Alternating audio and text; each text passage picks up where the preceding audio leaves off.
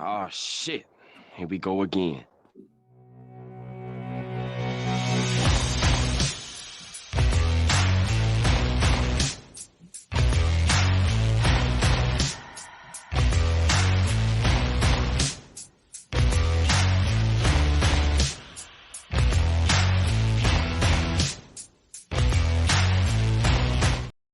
Hello and welcome out to this episode of Outbreak Gamers. I'm your host, WebDave, David Anthony. What's up? What's up? What's up? We are so happy to have with us Pixel Bit G. Sir, how you doing today? I am doing great today, man. How you doing today? It's a nice rainy Saturday in New Jersey. It's a little bit rainy here, off and on in Kentucky, but not too bad. Not too bad. I won't complain because it'll only get worse if I do. So. Hey, look, it could be snowing, right? Exactly. And sometimes in Kentucky, you start off the week snowing, you end of the week with a sunburn. It's crazy. But yeah. So right now we're kind of temperate weather. So sir, thank you so much for being here. I really appreciate it. You have been a guest podcaster on several different podcasts, and we'll get into that. And you Yeah. were gracious to be a guest on the Gamers Council just like a week ago. Because this will go up on Monday. And people are like, what? Because it's recorded. So, Right. but yeah, so it was a great experience. You did a great job, and enjoyed having you on, and your input, and your the way you look at things with gaming, and I think it's going to be. I think it's good to have you in the community, and hopefully this is just a beginning, and you'll be able to do a lot more things in the community. So, thank you, sir. I appreciate that, man. I appreciate it a lot. I mean, yeah, I've been around on podcasts for probably it feels like it might have been a year right now, off and on, starting with K Asante's podcast, him and Everborn Saga. So Yeah. yeah, it's pretty cool. It's pretty cool. Yeah. K is great. Everborn's just amazing. Yeah, yeah. Opinionated, but amazing. I'm just kidding, Spirits the but dirt. it's very exactly. There you go. Well, I guess we'll start things off. It's kind of like I guess maybe like what was your first job, or maybe some of your education that you've had, or that kind of thing. What was like the first thing you've done? Is this a real job or first job as a youth? First job as a youth, if you want to, and I then you can go from there. You so know? my first job as a teenager was actually working at the parks department in New York as a programming what do you call it, it's not speed dial, it's I guess it's speed dial, right? So Okay. the function in a business where you can dial like 3 digits and get to a particular line is Oh, okay. an actual application. So Wow. my first job was actually designing, programming those kind of systems for city in New York, in junior high, in high school.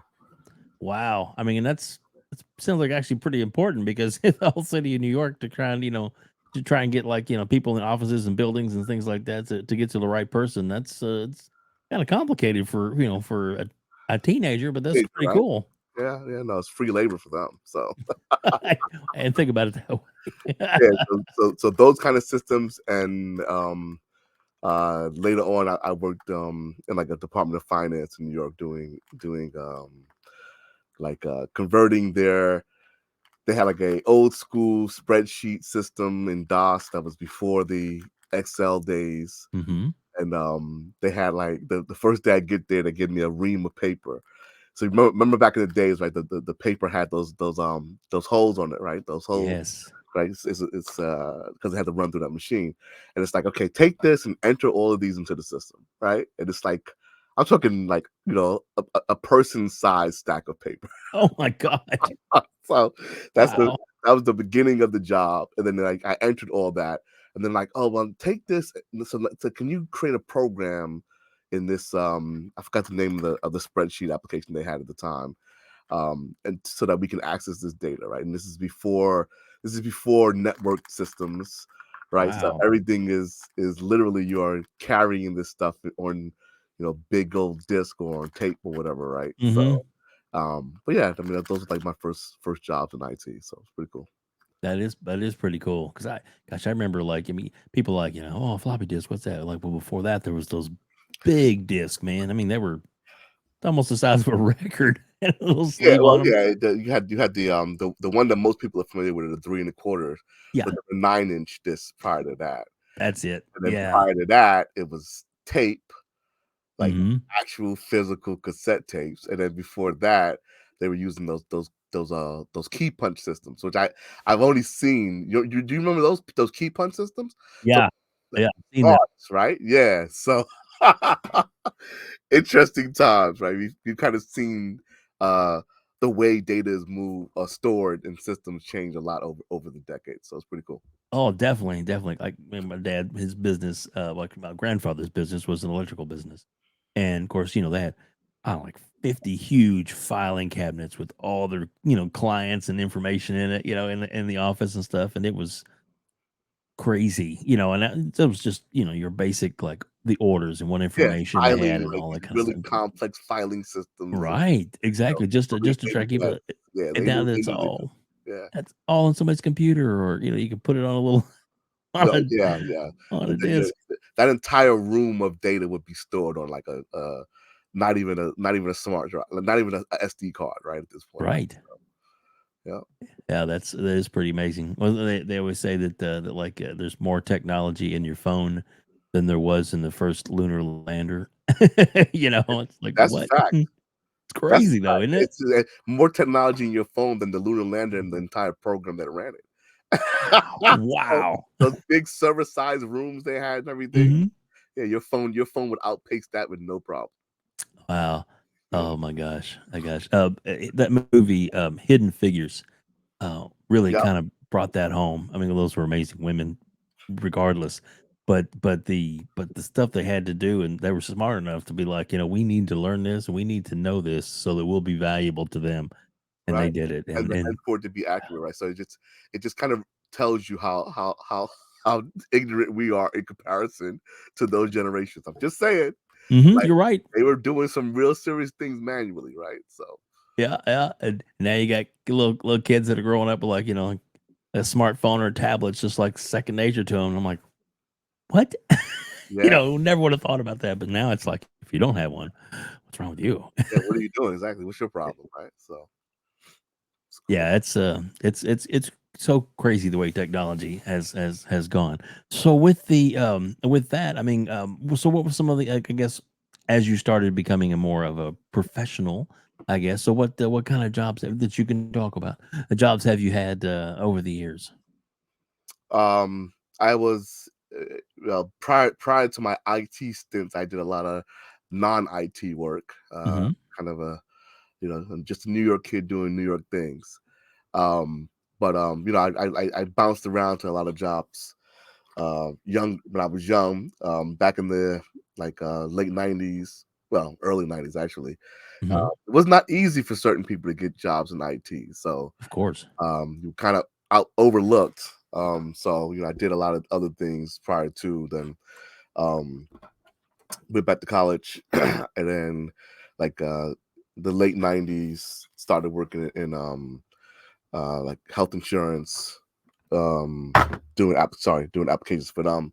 Hmm. Um, but the majority of my time has been like in data management systems. So like the funny thing you said about we were talking about like data storage. Hmm. I was a big OCR guy, right? Optical character recognition applications and stuff of that nature. Wow. And record retention, taking like I used to really get a kick out of going into one of those rooms. And I see a room like that, and it's like, oh man, this is money, right? Right. And you're like, I can let me describe to you how I can take this entire system and convert it to digital, and then get all that stuff indexed and available to your business at the touch of a keyboard, right? So back in those days, that concept was magical, right? And a lot of Hmm. companies, didn't want to do it, but I did latch onto get to work with a company that did, and that company, we were buying scanners that were like $20,000, Ooh, wow. right, for one unit, right? Hmm. That's one scanner, but that sucker could push through like 10,000 documents a day. right? Wow. And you get a Yeah. couple of those in a room with the right software, and you're indexing and dropping all that stuff. And then they had these storage systems. I don't know. You remember how when tape when not let's say when CDs first became a thing, right? Hmm. And we had these, if you were a big time player, you had like a jukebox at home, right, with all these CDs in it, and Hmm. go and put a number in there, and the CD would choose from your selection. So in data storage, they had a similar system, but obviously not as cheap as yours, right? Right. And it could store like maybe a terabyte of data on these disks, but they're not CDs. They look like kind of like think of like a Nintendo looking cartridge, but bigger, Right. these big data cartridges. And you basically would index your data and have it stored in there, and it'd have like an arm and everything, and you can go and locate data and by pressing a button, and you hear the machine whirl up, pick up your file, and bring it to the customer and stuff. So like those kind of systems is where I pretty much cut my teeth in technology on. Hmm. And then from there I went into business process management, which is I do application workflows uh, for a living. So basically, I come into a company and identify how to improve the systems that they're currently using, Hmm. and like how to tie those systems together between human task and system generated task, and track, that way you can report against it and track where things are in the system and everything. So yeah, I do those kind of systems now. So That's really cool. That's really cool. yeah, you Like I don't said, really hear that technology's often. Yeah. technology's come a long way, and if you and it's important because man, there's so much information that companies need to be able to have at the ready, for whatever reason. But I mean, there's I work for U.S. Bank, and there's times when like we have to have retention documents, and if we have a conversation with a client, well, that's got to be on record and available for like 7 years. Oh It just yeah, just just yeah. because somebody says, "Oh, well, let's go back to this where you talk to this guy." I Okay, spent cool. I spent a lot of years at JP Morgan, so yeah, Yeah, record retention is important. And in the medical very. space, it's like 10 years, right? So like Mhm. depending on what department you're in, the Right. retention time gets longer. So Mhm. yeah, it's data's everything, right? Data's everywhere. It So is. that we call it unorganized data, right? If it's in a file cabinet somewhere, it's unorganized data. But if it's on your system, that's organized data with metadata, right? That you can Exactly, so, exactly. I can't tell you how many times, I mean, we have huge data centers here. I won't get into specifics, but, there's, for a while, actually, my son worked for the bank, and what he did was strictly, um large teams of people would go in at night, and they would go through file after file after file of all the clients that the bank had, and that was they set up in the computer, set up the program, and they would scan each and every document, both sides, even if there was nothing on the other side, just because you yeah, had to have everything. yeah, And it was like that's what he did all night. yeah. For, so it was crazy uh, for a long time. Those are the operations that I used to run. Yep. So Yeah. yep, Yeah. major. Yeah. But it sounds like he's like, "Oh, it sounds so boring." It's like, but it's so important because if you don't have that information right, correct, that can, That it big can be property. somebody's. Yeah, exactly. Because a lot of these were properties and things like that, or just the basic setup of a loan kind of thing. So all that kind of stuff is super important, especially when you're the one that's the that's the holder of the property, and you're like, I want to make sure everything works right, and everything's going right, and finances are right, Yeah, kind you of don't thing. you don't want to hear them say we can't find your contract. Yeah, you don't want to find out. Ooh, that deed, I'm not finding Yeah, that. I don't know what Oh, happened to that what? one. Yeah. Let's call Uh, Iron Mountain and see if we have it on microfiche over there or something. yeah, yeah, yeah, exactly, exactly. Well, let's kind of turn this a little bit from that to I guess how you got into gaming because obviously you're a big gamer. So let's talk about that. What was your first experience with gaming? So I have so some my recollection is a little spotty, That's all right.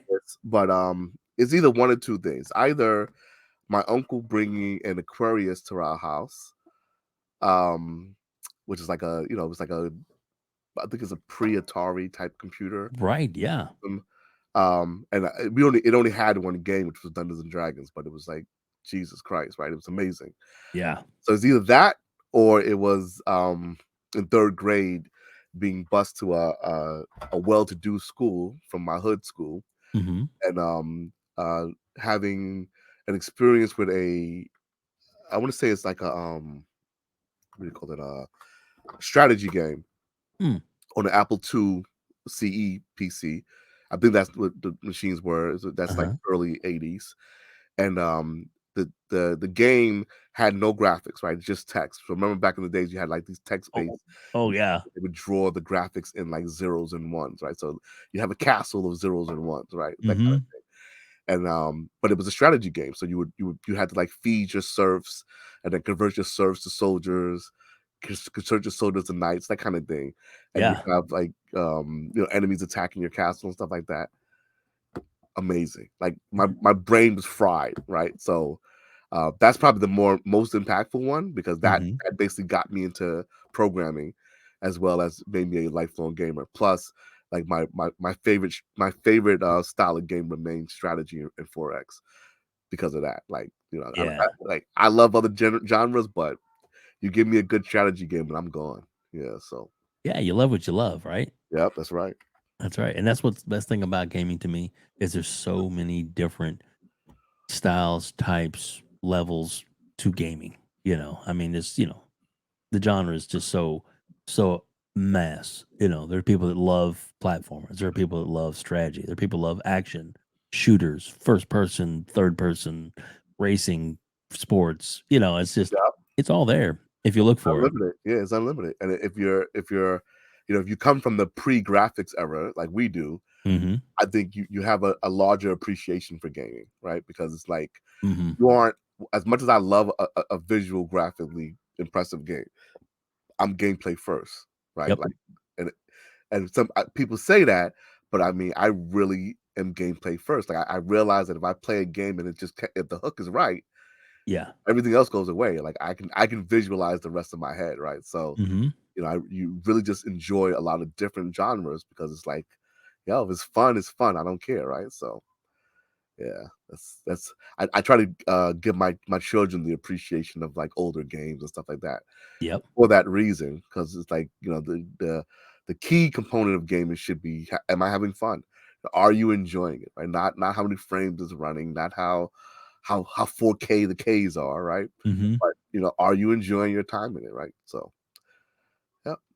Yeah, that's it. It is. It's I mean, it's the first. I always do this. The Atari, Right. that was our first real console that I had, and we got it day one. My dad, we went down to the store and picked one up, and luckily we were able to afford one, because it was kind of at the time it was like, what's this thing, and it was, to me it's amazing, and it's still I still play occasionally, not all the time, obviously, but on occasion, at least 2 or 3 times a year, I'll whip out and I'll play through the Adventure, Nice. on Atari. And it was, to me, even though it's so simple graphics, so simple design, but there was 3 difficulties, because a lot of people don't know that. There was actually, it was the first video game to ever have a Easter egg ever, in it. And it was like, Right. once Yeah. you found that was, I mean, we played that for like another like 2 or 3 months constant, just to keep doing that over and over again, because that's so cool, because nobody ever done that before, kind of thing. So, but yeah, and of course, and you got kids now today, they're like, they start off the level they start off on graphics, are amazing today. And then you think back where we were way back then. And can you imagine what the graphics are going to be like 30 years from now? when they're our age? Holy shnikes, Yeah. you It's know? kind of scary to think about it, right? Like Yeah. it's they could easily be playing like fully fleshed out virtual reality games that are nearly indistinguishable from real life. Yeah. Like That's Ready Player One for real.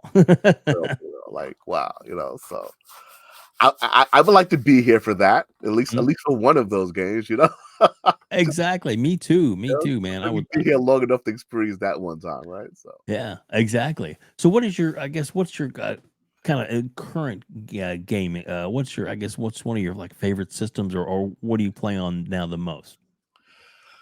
I jump back between Xbox and PC more times than not. Mhm. But I own every system because Nice, me too. I'm a gamer and I have an addiction and I need to be helped. And I know it because I You're among buy friends games. here. I know You're with I'm friends. not gonna play it, but it's new Yeah. and I just want to have it. So Mhm. right. But yeah, I'm mostly PC and Xbox. Excuse me. Right now I'm jumping between um Minecraft Legends, Oh, yeah. strategy games.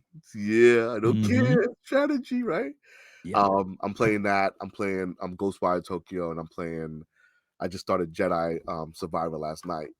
Ooh, So nice. yeah, I'm kind of full in on games. And then plus I still have I still have a Total War session running on my PC, Total War Warhammer 3. And I have well, Diablo's right around the corner. So yeah. Oh, it's coming. And I Yeah. don't have that kind of time, but you gotta. I like to beat games, so even if it's gonna take me a while, I'm like I just gotta find time and dedicate some time to it. But yeah, it's great. Right. I'm with you. I'm with you.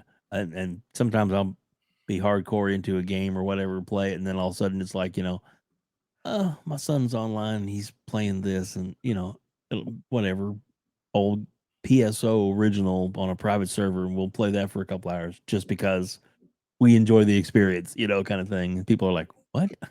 That's still Yeah, around? Yeah, it's still around." yeah, So yeah, so I love it, man. I love being able to, but there's so many great games, and that's what's really cool about it. I mean, obviously, I can't play games 24/7. You probably can't either. We no, all have work and real life and things like that. But when we do get a little time for ourselves, man, gaming is so amazing, it's so so great. amazing. It really is. It really is. Yeah. It's I used to be a big sports head, like football. Hmm.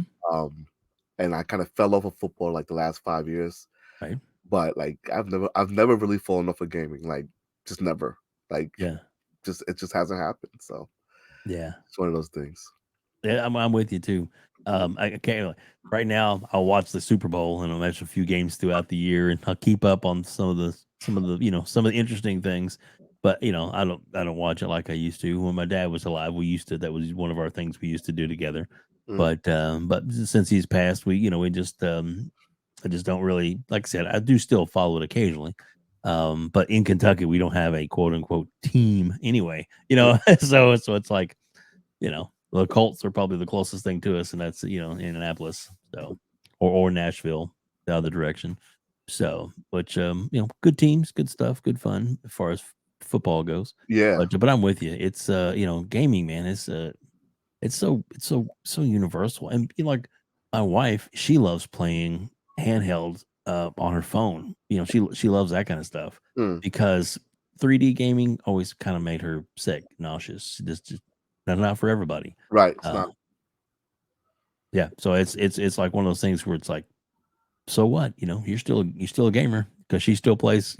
Trust me, when I get the bill for all the stuff she downloaded on that quote unquote free phone game. Yeah. My wife claims to not be a gamer. She doesn't like that my son's game as Mhm. hard as they do. No, they're too young. I'm like, I was gaming since I was little, and I'm Yeah. fine. But she has this phone game, and I'm Mhm. like, what level are you? She's like, oh, I'm like level 10,000.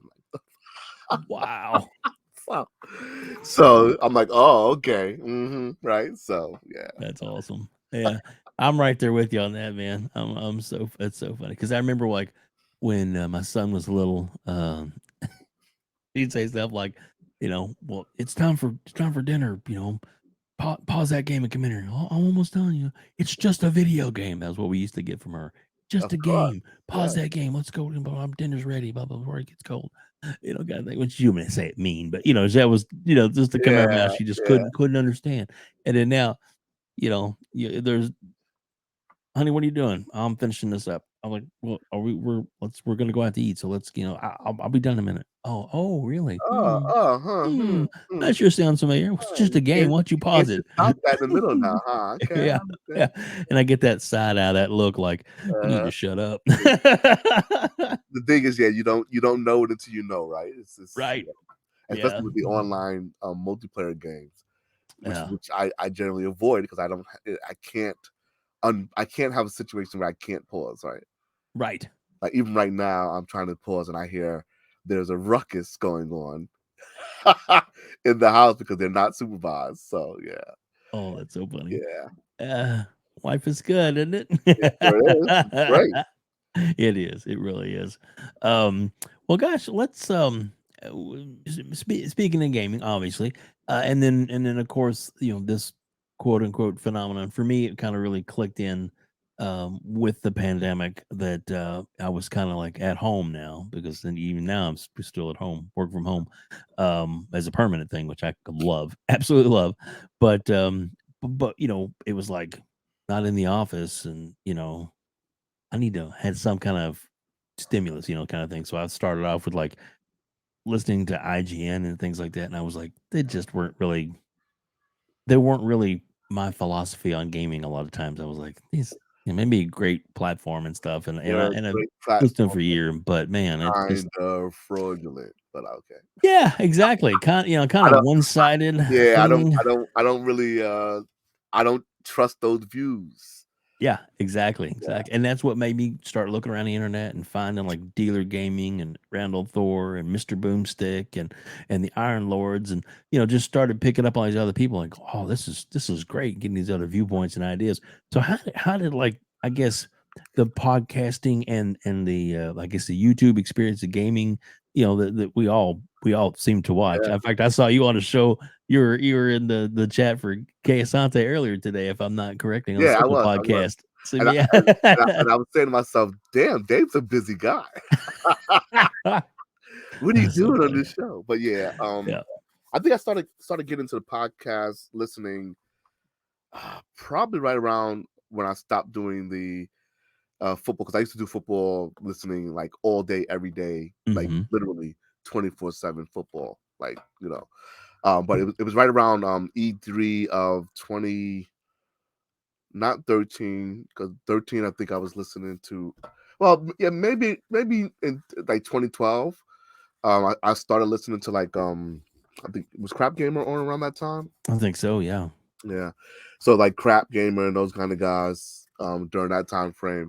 But then I was just more just like listening, not really interacting. Mhm. And I'm not sure if I had a Twitter account at that point.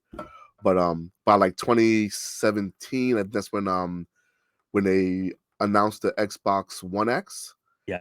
Is I went to E3 that year. So I Nice. saw the first display of that system in the Forza 5 or whatever. Mhm. And around that time is when I started like really engaging with the like podcasting world and engaging on Twitter and getting booted off Twitter a couple of times and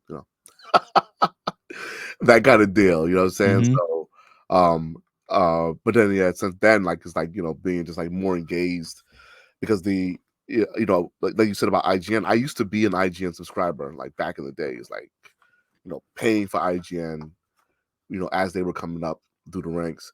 And initially they had like kind of more even reporting.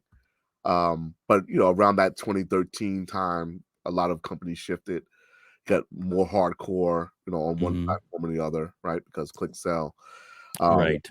so that's what kind of drove me out of listening to like IGN and the established news outlets, right? And Right. looking for like podcasts, to just get a different viewpoint and stuff. So yeah. So kind of like you, right? Same story, right? Where it's like Yeah. that static media kind of went one way, and it's like, well, I'm not hearing anything like that's worth hearing on these channels. So Right. And I'm moving not and on. I and I'm not trying to disparage or come down on those No, channels. no, not Like you at all. said, It's a it business it model. it is a business, Yeah, it's a business and model. they have to kind of follow quote Correct. unquote the money. Yeah. But just because that there are other avenues and other venues out there and other things to follow up, and choice is an amazing thing, and It the is. consumer having choice is great. You So, know, and that's one of the greatest things about podcasting in general is that because it's not like this regulated thing or requiring a huge amount of money for entry, mhm. getting a larger scale of voices, right? And you're going to get some good, some bad, some Yep. in between, right? But you have an option, right? And is easily find and gravitate towards platforms that report news in a format that you want, right? So, Yeah. or even just for the entertainment value, right? Because Right. like, some of these guys are just entertainment as hell, right? Like the Iron Lords are just Amazing. they're one of the best. They're just entertaining. So They are. yeah, it's great. Yeah, I'm right there with you. I was in radio for 5 years, and I have what they say. I have a face for radio. I think we all, Because obviously radio is audio only. yeah, But yeah, so but I enjoyed it so much, and then when I went on my career working in GameStop and other places, and then working at the bank and stuff, it was like I still kind of had the desire to do some kind of radio type thing, and this was the closest thing I found, and it was like it's now my hobby, and I love it because it just gives me a chance to kind of still do what I enjoyed doing back then, you know. So like you said, it's nice that it's open to pretty much anybody because we've gotten some amazing voices that normally would have never gotten heard or never gotten out there. When I was a little kid, I'm sure probably maybe you have to let me know for sure, but like when I was a little kid, get home from school, sit down in front of the TV and watch, like Ultraman and all these cool shows and yeah, stuff on TV for the afternoon drive or whatever for all these different local stations and stuff. And I'm like, oh, this is so cool. Love watching that. And my kids growing up, you know, like, oh, I want to see what's on TV or whatever, watch a show and like, oh, I'm watching this guy play a game. What? On YouTube. yeah, What? And yeah. I was like, it was so far. I was like, what are you talking about? And now it's like, I get it. Yeah, and that's the thing, right? Like, Yeah, my eldest son is like 30, and same. he would listen to like he'd watch like people play, and I'm like, why don't you just play the game, right? I'm old curmudgeon. Why don't you just play the game? Why are you watching this guy play the game? You have the Yeah. game. You play the game, right? But it's a community thing, right? The guy's Mhm. playing, he's talking, the chat's going crazy, right? It's a community thing. But you don't Exactly. know that until you know. So, I guess this is one scenario where the kiddos have taught us something, right? They have. Amen. They really have, and Yeah. it's It's not awesome. bad. No, it's awesome. It's awesome. I still do not gravitate towards watching other people play games for the most part. Like Mhm. unless it's a let's play or it's showing me a new something Right. from a developer or something like that. But now I do get it. I do understand why kids would gravitate it because hey, it's like TV, right? It's their Yeah, version of TV, right? So exactly. hey, have at it. If you It's enjoy their it, entertainment, and that's what it's all about, as long that's as you right. get entertained. So, yeah, it is amazing how far we've come and how things always seem to change and progress, and I think it's cool. Let's talk about I guess some of the guest spots that when you first started getting into like who invited you on first, or how did that first to take place, and who were you on with? It, so it was around I think it was around was it the initial reveal of Halo Infinite, the Craig Mm. incident. Oh, yeah, Yeah, yeah. yeah. It was the Craig incident. So I had already been like, communicating with Everborn and Sante, through Twitter, Hmm. in support of like Everborn's comic, the Everborn saga. Hmm. Shout out to that dude, you know what I'm saying? Amazing. And we've had numerous conversations before, and I have a pretty extensive lore knowledge for Halo, right? Because I'm a Halo stan, right? Not the multiplayer, but as a single player Hmm. enthusiast and person who like read all the books and that kind of thing, right? So Nice. because of that, they're like, yo, you have a lot of knowledge on this, so why don't you join us for sure? And I'm like, hey, sure, why not, right? So I sort of did that, and came off nice, and got invited there a couple of more times later. Eventually got had a chance to be on Boom show one time. Shout out to Boom. Yeah. I went on Ham solo show, which was like 101 like this, which was Hmm. really cool. So yeah, had a few opportunities, and then I got on you guys' show recently. So That was Yeah. great. So while I haven't like dedicated my time to podcasting because I Right. other pursuits, more Sure. so wanting to do game development and stuff. Very nice. I'm whichever one will clown me on because I'm taking forever, but it is what it is. But yeah, when I get an opportunity or somebody asks me, I'm like, yeah, sure, why not? Because I do enjoy talking about the stuff. And like you said, you see me in the chats usually going ballistic on somebody. So Yep. I'm Yeah. out Yeah. there. Well, I tell you, you do a really good job. So I hope that that's something that you at least continue to do to be guesting, if even if you don't necessarily have a certain passion for for being your own show or anything like that. But I do like your insight. I do like your angle from where you come as far as the your understanding of gaming and what you've experienced and what you bring to the table in conversations. And I think it's good, man. I think you do a good job. Thank you, man. I appreciate it. No worries, man. Well, like I said, I'm really glad that you're here today. So let's kind of get toward what's going on in gaming today. What's not What? going on? Jeez. Or what's not going on? Yeah. So without getting too crazy, but Yeah. what's I guess what's your immediate thoughts about this whole ABK deal and where gaming is for us now? The Activision kerfluffle. You know, so it's weird that the CMA made this choice. I think Mhm. it's crazy. Um, I don't know if Microsoft has an out, right? Other than getting the U.S. government involved or something and having them speak to their government, right? Like, Right. I'm going to talk to your daddy, right? But it may come to that, right? You may get a scenario where the PM says, "Hey, I'm overruling you guys," and that's that, right? But I on one hand I do understand why Microsoft would want to pursue it and continue to pursue it, right? So even Mhm. the show you were just on, somebody had said about Microsoft needing more studios, and I've been saying that, right? My count has always been like they need 30 to 36 studios. At least, yeah. And the reason, like, people hear that number, like, that's ridiculous. That's so many studios, but it's a mathematics game, right? And Mhm. what it is if you want to deliver 6 games a year consistently for your service, Mhm. you need, for the first year, 6 studios, right? Give or take, right? 6 studios. Mhm. But then you need to have time for those 6 studios to develop the next game. Right. And the kids, which means next year they won't have a game. So you need another 6 studios. So it's kind of like, I think 36, because 6 studios given exactly 6 years of development time, Yeah. which means Good math. you're expecting the average 4 to 5 years, but you say 6 because that way it gives you the fallback in case you miss your dates, Mhm. right? Which we know happens. Yep. So if you have 36 studios, give or take, you pretty much can guarantee everyone gets 6 years of development time and can deliver you a decent product in 6 years, right? Every year Mhm. you have one major first party release hitting every 2 months in your service. That's steady.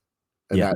that would, to me, that would sustain Game Pass, right? Because if Mhm. as a subscriber, if 2 months from now another game coming, you gotta stay put. It Yeah. just is what it is. You're gonna stay put. So yeah. So I think that they so all that to say is they are going to probably continue to push this. They're gonna try to see if they can get the EU to sign on. If they get that, then the next move will be to try to beat the FTC in court, right? Right. If they can get the EU and beat the FTC, the CMA, it'll be what it be, right? They'll have to either figure out how to get above them to get somebody to make a different decision, or maybe they move forward and say, hey, we have the majority of those regions. Either way, Right. so I don't think they're going to back off. Some people are like, oh, they're going to back off, but I don't think so, because the ramifications of losing this is bigger than gaming. Right? It's Right. bigger. It basically says, as a company, you are too large and you can't grow. Right. You can't grow into smaller groups, smaller smaller business models. Mm-hmm. So that's a problem, right? Company wide, that's a problem. So I don't see them backing off. That said, if they were to back off, the contingency plan I still think is you're gonna see them grab 10 studios. Like they need to continue to grow their business, Mm-hmm. right? And now because it's clear that the console market is what it is for Xbox at this point, right? They basically have offered the best price, technically the best hardware, even though Mm-hmm. you don't see it because if you are the third place console, you aren't the first priority for game development. Right. Right? So I'm trying to explain that to people. They seem to not understand how that concept works. It's not Right. too complicated. The first the console with the priority is PlayStation, which is why your PlayStation versions on launch tend to run better. Mm-hmm. And then weeks later, the other versions get updated, including PC, because Yeah. they are not the priority, right? PlayStation is the priority. So you cannot continue to grow as a business when you're not the priority. Microsoft understands that. They understand that you're not going to beat PlayStation in the console market, which is why they're trying to switch markets, right? Mm-hmm. Game Pass and cloud gaming, but more so just subscription service gaming is Yeah. a different market, and it gives them the ability to be better, which they have done numerically better in this new market. Mm-hmm. So what you're basically looking at is the CMA saying, "Hey, you're not allowed to have a market," which is crazy. It's So they're crazy. gonna, yeah, they're definitely gonna be looking to do more, one way or the other. So some people are like going into the gloom and doom thing, but it's too early for that, right? Microsoft still has, they're still gonna be sitting on $66 billion. They're not gonna use Exactly. it all for gaming, but they're gonna use some of that money for gaming. Yeah. Right? So they will continue to expand the Xbox brand one way or the other. And from our perspective, with nothing from Activision listed, I think the future is bright. They have a massive catalog of games coming. They have Mm-hmm. these huge AAA RPG projects coming. Those Mm-hmm. are long leg games. When Fable hits and it's looking like Forza, Mm-hmm. come on.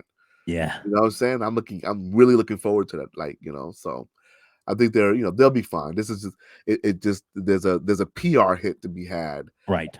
as a company wide from losing this kind of deal, which is why they're gonna keep fighting tooth and nail. So There you go. I yeah, like it. I like that view.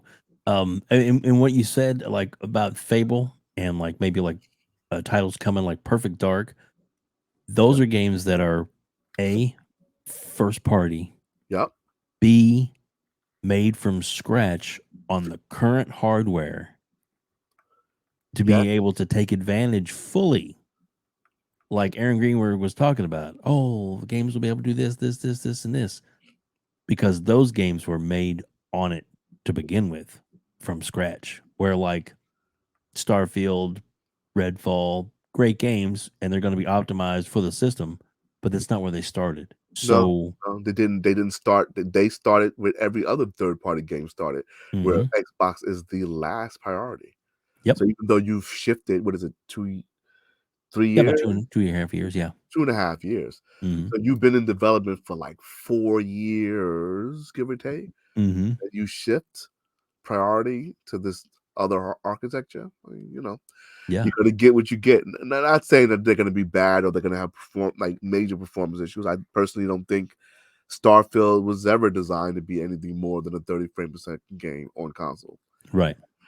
On PC is another place, and I'll be on PC. So Right. whatever, right? But There you go. I think they will eventually get their performance versions in. But like you said, yeah, Fable on the other hand, it's like I tell people about Forza Motorsport.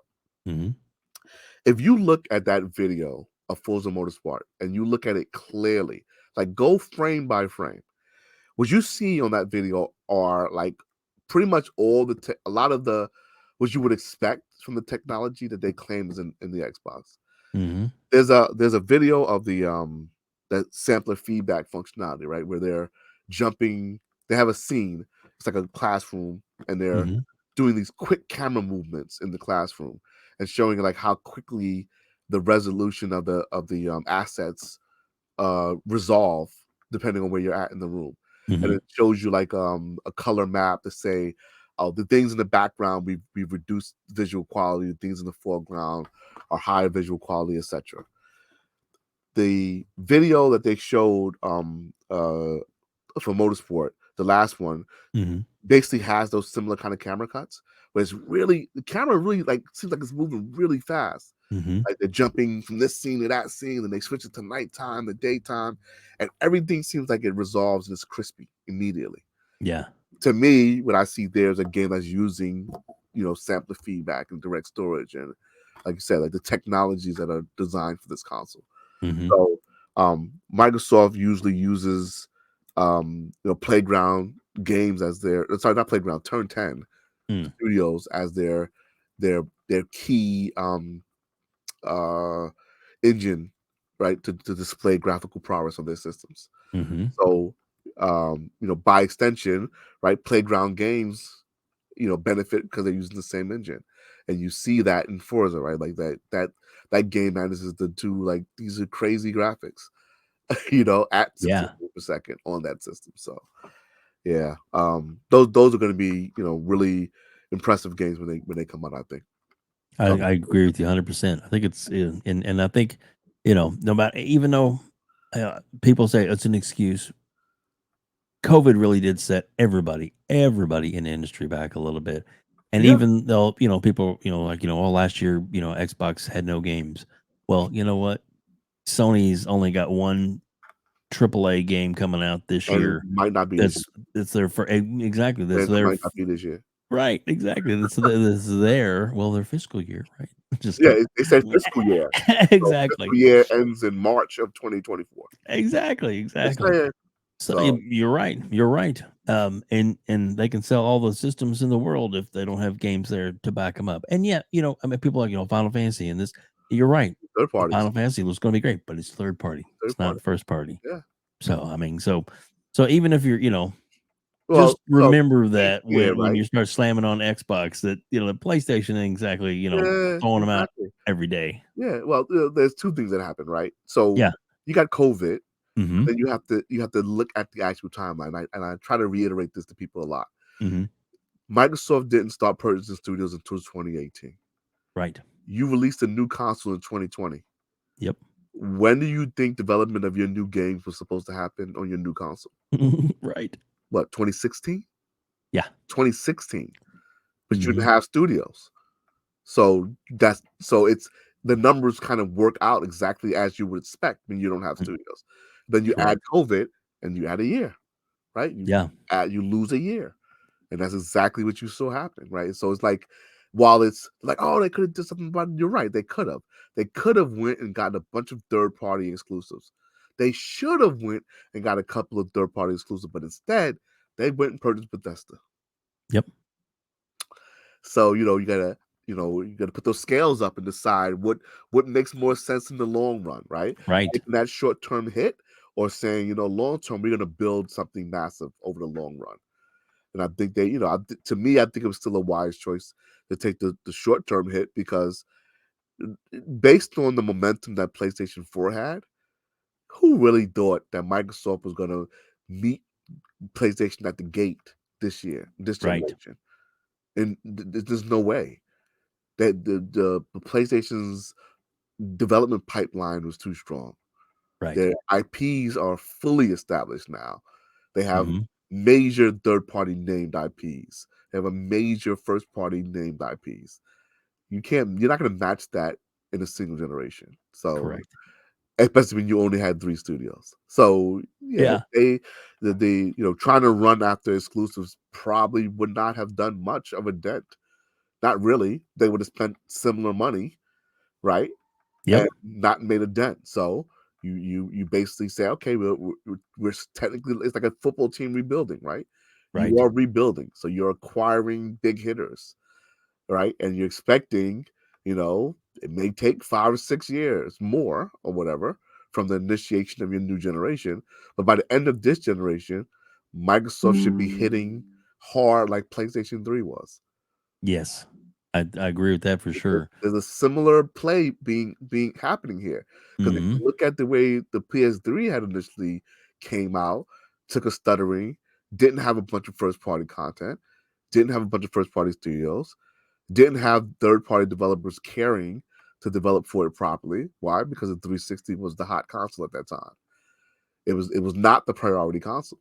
Right. And then, PlayStation went and they got their studios together and they started developing stuff for their platform. By the end of the generation, The Last of Us 2 hit. So The Last of Us 1 hit. Yep. And you're like finally seeing, oh wow, this is what it could do. Metal Mhm. Gear Solid, what was it? 5, I think. Maybe. Oh, your mic went mute.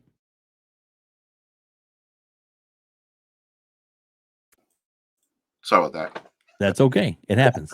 Yeah, the one where Snake is smoking a cigarette during the installation. I think that's Metal Gear Solid 4. All right. Okay. Yes. Right? That came out like, I want to say like middle of the generation for PlayStation 3. Mhm. It was a graphical showcase. Like, whoa, right? So it took time. It took time. So I think we're about to be in that similar scenario now. Uh, Mhm. This year is a good year. Like, I don't. This has been a good year so far for gaming for everyone. Like, Everyone. we're eating, and Yeah. we're eating a little too much because I don't have time, right? There's a lot of games, and the 30 frames or not, Redfall's going to be a good game. It's Yep. looking like, the more I hear about it, the more I like it. Mhm. And then you got Starfield at the end of the year. That's going to be crazy Yes. in scale. Like, could be a generational style game. So I think they will be in that hitting the stride now, and Yep. it's going to start making sense that they didn't go and spend money on those third-party exclusives. So don't be surprised if they don't, right? Because I think they still need to buy studios, and as long as those studios are under $500 million per unit, Mhm. those studios should go right through pretty quickly. So Right. we're Yeah. gonna we're gonna yeah We might be eating good then for yeah. all the next couple of years. Microsoft will be, Xbox gamers will be fed, right? Like, so, like, Yes. relax, people, like, play your games. Yeah, you ain't. Yeah. Yeah. And what you were saying about the quote unquote, the ABK part, that Microsoft, and if anything, I'm not saying that they can twist the arm or get things changed, but at least I believe that they're going to be able to have a good enough case to where they'll be able to say, kick it back to the CMA and say, take another look at this because of this, this, and this. These parts of your arguments are Right. flawed, and they have the ability to do that. Now, that's not saying they won't be like, no, we're done, and then it's a we'll figure out what's going on next from there. But and I'm sure there's going to be some contingency plans in place to try and figure out how to move past this. But at least with I think that it is still quote unquote ongoing. But like Randall Thor said, Randall Thor 19, Yeah. shout out to Rand, we love him. That he made this good comment that it's like it feels like it's been like a year and a half wasted kind of thing. So maybe going forward, even though this deal, they've been kind of cautious to make sure the deal gets to where it needs to go. Maybe it is while this deal's still going now and we're still trying to figure this next move out, go ahead and try and buy up a Yeah. Soho and these other, Yeah. they have We are. even after the $70 billion they have set aside for ABK, they have $90 billion of cash on hand that's available for them to buy whatever they want. Yeah. It may be less than that now. Yeah. It might But be yeah, more like closer to 60 now. But the point's, I mean, still $60 billion. it's a lot of money. Yeah. So I agree. I think they they have been in a holding pattern for too long, right? Mhm. They let this be the main part of the conversation for too long, and they do need to just start moving forward. So if they can grab a couple of smaller studios now, do it, right. Don't lose another Crystal Dynamics, for Christ's Right. sake, right. Don't let that scenario happen to you again, right. So I think once they get the ruling from what is it? The EU. the EU? Yeah. Once Mhm. they get the ruling from the EU, like that's it. Those are the three, and then you know where everybody stands, and then you can do what you got to do at that point, right? You buy your studios, whatever, and just fight. If you're gonna keep fighting this, just keep fighting this. But Yeah. you move on with business and you keep fighting this because they cannot afford to wait more. Right. Because even with like the what do they have the 24 now? 24 Yes. studios now. Yes.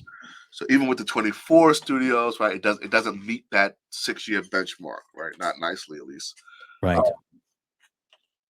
so while I don't think you're gonna wind up in a situation where you're like 2021 where you had no games, I think that you have to reduce the number of games you put out per year, right? Right. So at best, you can get 4 games out a year, right? If you want to give them 5 years of development, 4.8 games a year, 5 years of development, something like that, right? Mhm. Current, which means only 1 game a quarter.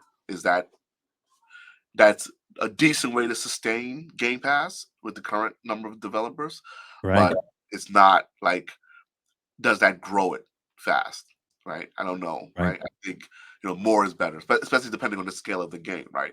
So like a Starfield will that's a long game. It's going to run people for a while, right? So they'll be engaged and talking about your platform for a while.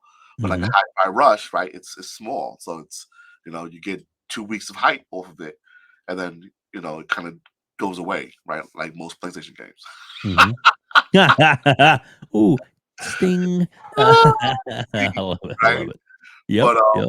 but yeah, so I mean, like, and I think that's what we don't think about, right? Like the numbers involved in trying to get development to work this way and to get Right. a steady stream of games to come out. So I think, yeah, they need to start being aggressive again. Like, start announcing stuff. Like, we're this studio is remaking a game for us, and they're joining Xbox Game Studios.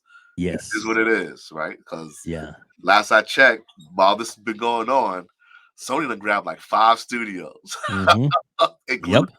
including Bungie, while Yeah. all this was going on. So yeah, So yeah, I definitely think that and one I guess thing that I guess it's we're not overlooking, but it's like if you think about it, it's like in June when we had the showcase. I mean, really, we don't know what's coming the rest of the year, and the beginning of this year has been really great. But I guarantee it, they're going to have some good surprises for us, and maybe some really hopefully some nice Game Pass deals worked out with some of these third parties to where they'll at least be in Game Pass or at least temporarily or something just to help feed the beast, to keep it going. Don't you oh, think? they're gonna have to. But the one thing I can give them, I mean, if you look at the games that have hit Game Pass over the last like 2 months Hmm. and coming, the lineup is strong. Like they are Yes. really putting out some good games. We got some fighters coming in there. You have some AA games that are coming in there. Um, and there's some good like action adventure games that are coming up as well. So the current lineup is strong. They're definitely going to announce a bunch of good games for the end of the year. I still think uh, that Hellblade is still a this year game, Ooh, that'd be so great. and Your if lips to God's ears. I hope it happens. it's not, it's an early 24, like Right. early 24. You know what I'm saying? So one way or Hmm. the other, I do think we get a Hellblade announcement right around the corner. Um, And most likely affords it too, right? well, yeah, but the Forza is definitely that's I think the normal release time is August or September for Forza. Hmm. I would expect to see Forza around that time. Like it will show up. Hellblade is probably the harder one because now Starfield is what September. September. Yeah. Yeah, so you'd have August, you have September, but maybe November. You need a Yeah. Christmas game. That'd be great. Hellblade be a hell of a Christmas game. So, Hmm. but the interesting thing is the roadmap from here forward is kind of unknown. Right? We know we have game titles, Hmm. not seen any games. Yeah. So this could be a very interesting. People are like, "Oh, I don't think the Xbox E3 is going to be that interesting. I'm like, it's going to be pretty interesting. Yeah, It's going to be pretty interesting. I think it might be more interesting than PlayStation's because PlayStation needs to actually start showing its gas games. yeah. Now I don't know about y'all, but I ain't hyped for gas games. No, I'm not real big on them. Yeah, but they got 10 of them, so Yeah, they need to start showing them, right? and I think they got 10 of them because they know that maybe like out of the 10, maybe 2 are going to hit. Well, all you need is 2 to hit. True, very Right. true. But yeah, so they're playing their version of the numbers game, right? Mm-hmm. But they have to show those games. So I think they both are going to have interesting lineups, but I think Microsoft really has a lot up their sleeve. Plus, they've had their new studios longer now. Yeah. Right? Sony has gotten a lot of new studios recently, but Microsoft has had theirs longer, so we should be seeing some things for this E3. So don't sleep on that lineup. I think it's going to be good. Yeah, I agree with you.